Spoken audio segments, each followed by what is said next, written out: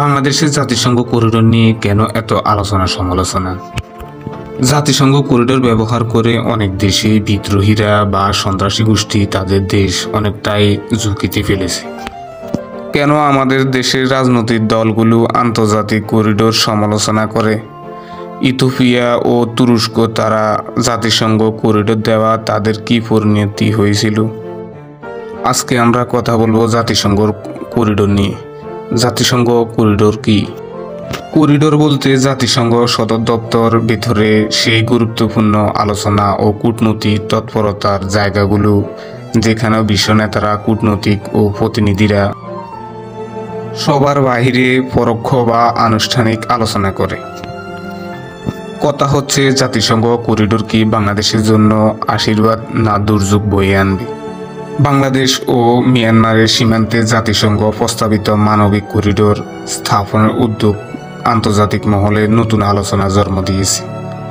Rakhine রাজ্য বর্তমানে সহিংসতা ও দুর্ভিক্ষ পরিস্থিতিতে সেখানে মানবিক সহায়তা পেছানোর জন্য এই প্রস্তাব করা হলেও এটি বাংলাদেশের জন্য নতুন নিরাপত্তা ও রাজনৈতিক চ্যালেঞ্জ সৃষ্টি করতে পারে। মানবিক করিডোর অতীতে বহুবার হয়েছে, কিন্তু প্রতিবার এমন উদ্যোগের পিছনে ছিল জটিল রাজনৈতিক ও সামরিক নীতি। ফলে পৃথিবীর ইতিহাসে মানবিক করিডোরের ব্যর্থতার গল্প নতুন নয়। 2023 সালে জাতিসংঘ ও তুরস্ক সমন্বয়ে সিরিয়া উত্তর অঞ্চলে মানবিক করিডোর খোলা হয়েছিল। এই সিদ্ধান্তটি দেশটি 7.8 মাত্রা ভূমিকম্পের প্রেক্ষিতে নেওয়া হয়েছিল বলে জানা যায় আন্তর্জাতিক গণমাধ্যম থেকে। কিন্তু রাশিয়ার তৎকালীন আসাদের বিরোধিতার মুখে এই করিডোরগুলি বারবার বিদ্রোহীর জন্য অস্ত্র ও রসদ প্রবেশের পথ হয়ে দাঁড়ায়। এক পর্যায়ে মানবিক করিডোর বিদ্রোহীর ঘাঁটি হিসাবে রূপান্তরিত হয়।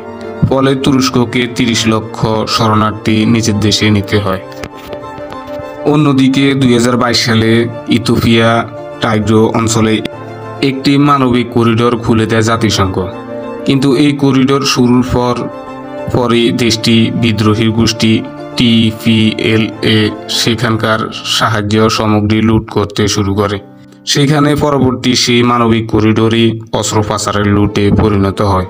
মানবিক করিডোর মানুষকে সহায়তা করার উদ্দেশ্যে শুরু করা হলেও এটির মাধ্যমে এমন অজাগরতা ঘটনা পৃথিবীতে অনেক হয়েছে।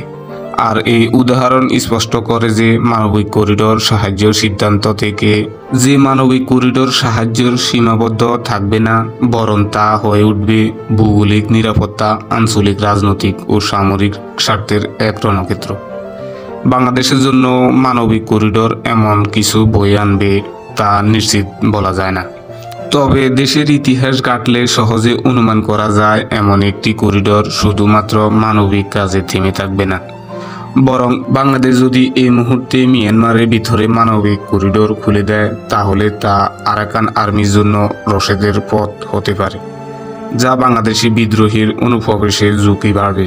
এছাড়াও সীমান্ত এলাকায় মাদক, অস্ত্র ও সন্ত্রাসী চলাচল বেড়ে যেতে পারে, ঠিক যেমনটি দেখা গেছে সিরিয়া ও ইথিওপিয়া। এছাড়াও যদি পরিস্থিতি খারাপ হয়, লক্ষ লক্ষ রোহিঙ্গা সীমান্ত অতিক্রম করেও বাংলাদেশে প্রবেশ করতে পারে। আর করিডোরের ভিতরে সহায়তা ও তদারকি অসম্ভব হলে বাংলাদেশকে দায় নিতে হবে এবং বাধ্য করতে পারে, যা দেশের অভ্যন্তরীণ নিরাপত্তা নীতিতে দায় নিতে বাধ্য করা হতে পারে, যা দেশের অভ্যন্তরীণ নীতিতে বিদেশিরা হস্তক্ষেপ সুযোগ তৈরি করে দিতে পারে।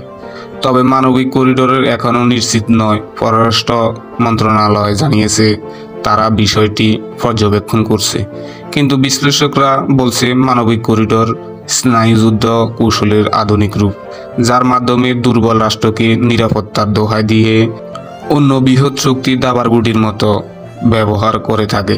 যদি এমন ভিডিও পেতে চান তাহলে ফলো এবং শেয়ার করুন।